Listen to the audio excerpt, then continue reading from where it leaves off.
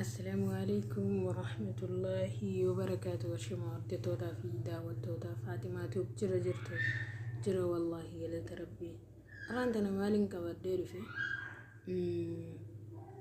فيديو تكا يو أغرتني لين بيخو أبدو موبايلا بيجلتنا أرك فيديو سنة إساتو سجلة إساني سنة راديو يتقول فيديو سنة أرك garuu maaltu natti dhagame ilaalcha amma keessa jiranii fi haasawaa isaa sallaaleetiin hangaritii ilma namaa akkana godhu jiru khamii wallahi yaa obboleeyyan kiyya isaan illee rabbiin haa gargaaru silaa nuti warra biyya ormaa keessa jiru waan jiru nuuni jira teenya waan alhamdulillah hanga keessatti deebinee cinqii isaanii sana garuu sanu jiruun biyya namaa hangam takkallee irra turtu irratti waaranii irraa galanii biyumate di biyati irralle turajju dandeeso hanga lubbuun jirtu biyate irratti turu dandeesa inshallah hogga deenye biya no kana ga bakka rabbiin itti hanga rabbiin addunyaa tan irra nuti sun beeynu fi male qabrin teenya biyuma jennee ifeena laakiin ammoo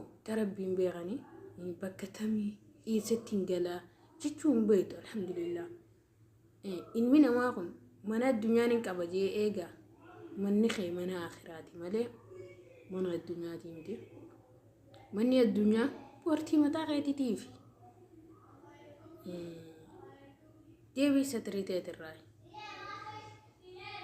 تمام وصو منا الدنيا خنا كباتو واتي على قلتا سلاوها من الدنيا قبادر تخنا غير راديم تاني بيتا تنافو مني خي منا خميري منا بوداسا خاقو ياسي جارة مصانة بيني خان براسي جارة تسجل جسان ساني من نفي خان بقوا إسا ساني كافا منا سان كيسة تقل ربين خاتمان واترشو كافينا كيري موكا ربين عفان واقعي مهادي بسيسو الحمد لله والله الحمد لله مي الحمد لله جاء أكادا بيغيسة تجرادا أما لا أكاد تجرتو لالي الحمد لله يا بولي سخيه يا بولي دي اتلين قدين مدام اللي متى سنيات الحمد لله جي عباداتي جبس عباداتي لكتني وهند جالا عبادة جالا أهم شيء بيجاوبونه حراما توقف دبرتي بيجاوبونه شدا دوادا تيجا كتبات بيتا بروس يخطبه نباتا نباتو سنقل من تخالقاتي إننا ما أمالي فينا كنا جاي في الرمرتي وسنن دو الحمد لله هسوا أنا اللي سني دديرده والله سونا خي أصون أمتو في الليل داو إن شاء الله بودة تاني ربي جلنا واتولجو خرا كوبي دي يتين دبرا أسوانو دام سخية سني دام سخية دبر فده كوبي دي مالي يوم كولين جنني لالوتي مي بوليسا هي توكو إدمو القدة والجازون مي وانو بوليس هي خمنا نتحاسو يا بولينجي والله وبالله جريني وصول عالتي اقرتو والله أني واني جير رام اللين بيخو نلين نان إيسان جيتي يدو صداته سيحي دوغانا من إيساني يروم ما تنكسد والله سين إيساني نان إيساني أكمتي قدونا ديفتا كمتي سقلاتي نرامرتا نان جيتي صداته وانا بيجي هاسيسانيس فيديو مجالات ناس إسين دقيسيساتين هاسو إساسانيس إسين دقيسيسا فيديو دي عفان نفانا ترتي غاري هنگا فيديو دي تانا دومشتي نوجين داودان سننجا والله أسمانو خرب بلس خيا دبرو هيا مي ولو مانا لالو وانا بلس خيا ونجو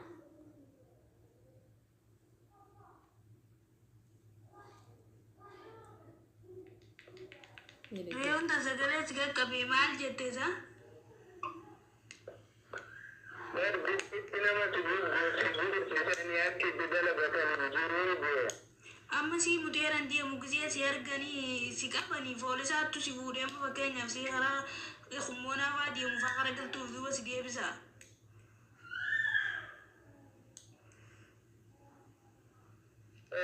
Kuma bada harati rabutan. meela la bوليين كيا فادا نا إسا أمتي عندي مجتشو خرجت الرابوساني وصار ريالة خني نيف akka olii gad gororoo oofan miilaan haa obboleeyyan maalan ganarra yoo ifi dalagachuu jiru biyyatee keessatti dalagachuu hin dandeenya maana mattee deemta rabbii suma sodaadhu biyyateeti biyyatan ta'e keessatti waa dalagachuu hin dandeenya maal wanni inni haasawu mee waan mucaan kun dhaggeeffadhuuti waan biyya amajoos mee dhaggeeffadha rabbii sinuma sodaadhaadha maal musiiban akkanaa yaa obboleen kiyya viidiyoo sanallee namni dhaggeessa sheer walii godhaadha gartee akka bakkiti tanallee bakka taate isiniif nima viidiyoo tana hundarratti hin gadhiisa wala yuutuubaa wala tiktookaa wala feesbuukaa hundarratti hin gadhiisa viidiyoo tan piliis rabbiif jecha biran kutinaadha viidiyoo tan namuu sheer walii godhaadha wallahi rabbi furmaata isaanii haa fidu mee haasa mucaadha kana dhaggeeffadha. Si umara mwana ofufada sirra busanii nu ofisin jani. Buyar bana yuma monadda job kirkitin asuma sabutani egare police duma gidi nirishad. Akkuma ni didalaga tunjuru echu. Yoo nuti ammoo fakkeenyaaf gisee isin qabanii nuti waraana jaanu ettaniin maal isin jaan? Taanoo baay'ee mootummaan waraana. Mootummaa Itoophiyaattu kana jaanii biyyi?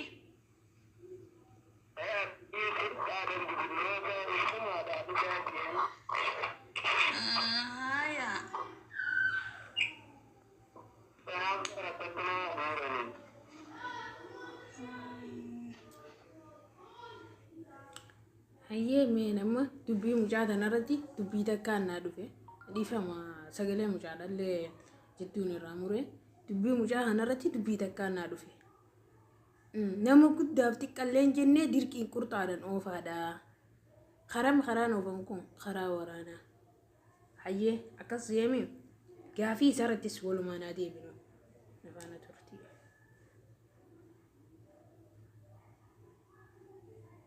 Waan inni jeessanis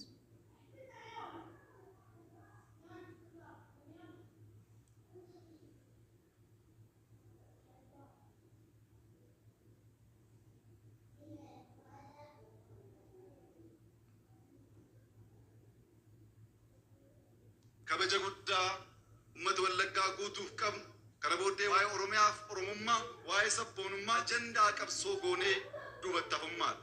Waraan ijoolleen oromoo walajjeesuun dhaabbachuu qaba. Qoy inni waraanni ijoolleen oromoo walajjeesuun dhaabbachuu qaba. Kan diinatti oofu jiran kun bineensa. Uummata keenyaaf nagaa fiduu akka dandeenyuuf maqaa uummata wallaggaa labsiif gaaffii kun haasawu muummichi ministeera Dr. Abiy Ahmed. Mee dhaggeeffadhaa yaa obboleeyyan. Maaluma cinqummaan akkanaatu rabbii isinuu sodaadhaadha wallaahi billaahi. Haasawu mucaa hanya irratti haa deebinu amma. Haasawu mucaadhaa sana addaan hin kutee. Haasawu mucaadhaa sana irratti haa deebinu. Wallahi harrafaa mee akkamitti ol tarree? Dhaggeeffadhaa. Jera mana huwa dinda vnekale da ane rabba sitin tarashan gamane dino kan. Maa khalas jireenyu maan jiru jechuudha. Diro yang gala dida tubebetu. Maaliif jechuudha miskiin akkatti itti roorrisan. Mootummaa adbeetanaatu. Anammoo hundaafuu sagalee dandeetan wanni reefuun tanarra si deebisee fi dubbisan tun ajaa'ibee beektaa. Kana naasosiiseesanii namni si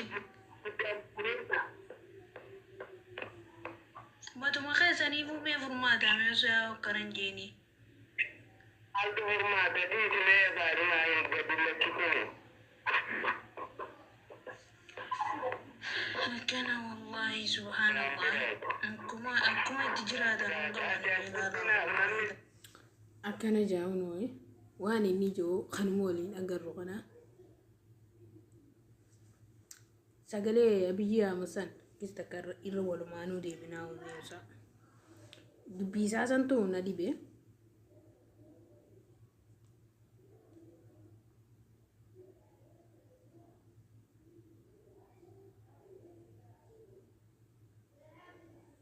Ka'umsa Oromoo sirna gadaa ijaarratee hojii qooddatee waliin adeemaa ture sun tokkummaa qaba. gaafa dachiin ballachaa deemu gaafa qabeenyi ballachaa deemu hunduu akka bakkatti ganda deemetti mootii ta'uu gaafa barbaadu tokkummaan mariin inni jalqabaa sun qallachaa booddee inni jalqabaa sun qallachaa booddees wal ganaa gaafa deemu diinaaf saaxilame. Tokkummaan nu barbaachisa gaafa jennu humna guddaa waan taaneef waraanuufis misoomsuufis of tiksuufis yaada garaagaraa burqisiisuufis tokkummaan nu barbaachisa.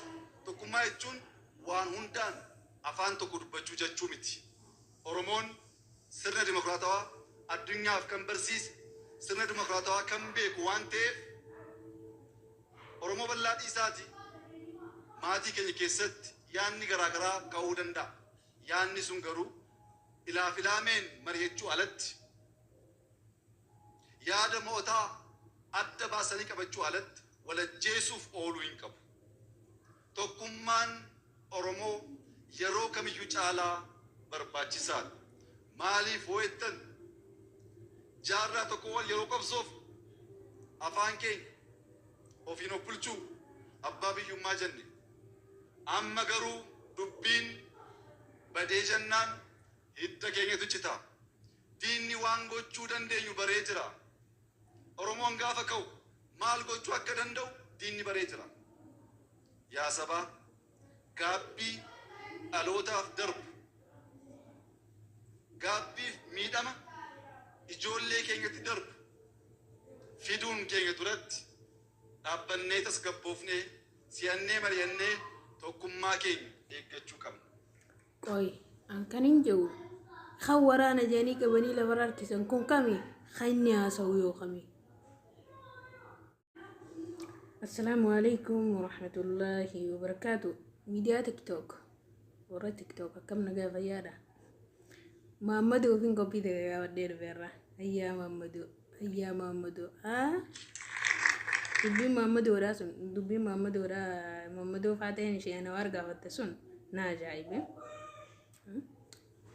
Sagalee isaanii sana sumarratti waliin ilaalame dubbii Faatittuu ishee Anwaar gaafii takka gaafate. Dhimma Muhammadoo irraa gaafatte. Dhiiroo jira Muhammadoon akkasii. Wallaahi carraaqeessan. Qoya. بغض النظر عن الصعوبات أميجا تقف إلى جانبك. أميجا شريك نجاحك في الأسواق. تيمون ديزا Gaaffii lama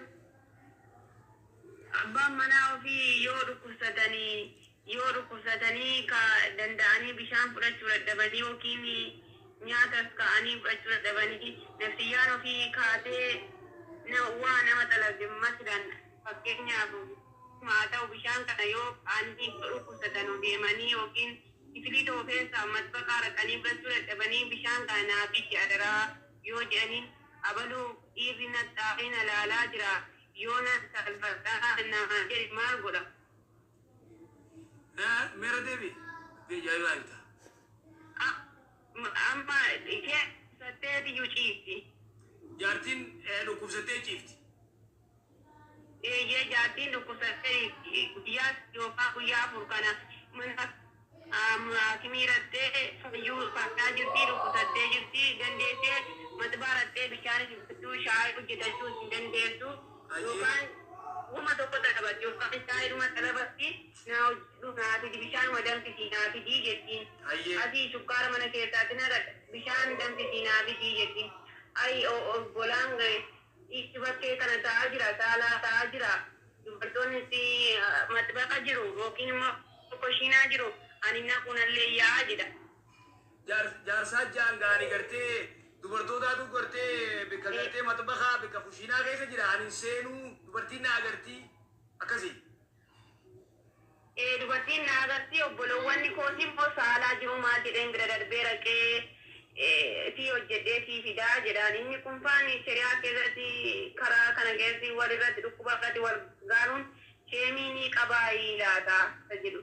Ukhtiitii jaarsi jaartii yoo isiin dhukkubsattee ciifte biddeenaa utti buusee ni nyaachisuu qaba. Sigalee biddeenaa utti buusee gartee godhee fi yoo nam tokko hin jirre godhee fi nyaachisuu qaba. Shaayii danfisee gartee bishaan danfisee itti fida. Ay, dubbiin teessan na ajaa'ibde. Shaayiidhaan barbaadaa bishaan hawwisiinaa fidii jennaan namni matabaqa jiruuf dhalaan matabaqa jirtuu fi obboleeyyan kiyya kaas taa'uun arga. Shaadii obboleeyyan keessa arguun fidduu fi maal si godhe haadha mana keetii war obboleessa kiyya. Hayyoggisaati mana keetii eelootti kichatti bira teessee waxiin gootu fi kana ardii guutee bar. Haadhuma mana ofii kana kaddaamaa jee eegu tokko gartee. Shaadii yaaricha. Fakkirmee mataa kana keessa qabii bal'isii yaati. Asirra yaani tokko naa dhufe. Gaabii takka ijoollee takka gaafataniiti. Maal janiini beeyta? Aboo jeen ati maaliif fuutee jennaan bara saahiba kiyyaa fuudhee saniif hin fuudhee jeen. Hay bootee homaa fuutee jennaan bara ilmee abaluu sin hin garree ilmoota akka qabaa bara saniif hin fuudhee jeen. Ati homaa fuutee jennaan bara sun bara jaartii wajjin deemaan garree jeen. Mii rabbii keessanii jii. Gaafii san keessaa gaafii afurii takka garuu jireenya wajji bal'ifadha jee fuudhe. Sullaa lakkana wallaahi nama jaalalallee beeku. Kuyyoo kaayirrii masiree qofaa nama fedhu kaaggamee. Jaartii dhukkubsattee sirrirra ciiftu. Taaniif irra gargaruun tolle. Yaa abbaa mana kiyyaa bishaan hin fedhaa bishaan moo gusiinaa fidi. Hattaa sukkarrillee na bira jira ittiin nagadda. Aboo ani uummanni as tattaa'u. Obboleessa kiyya. Uummanni gaafati fuutu san sin agarree.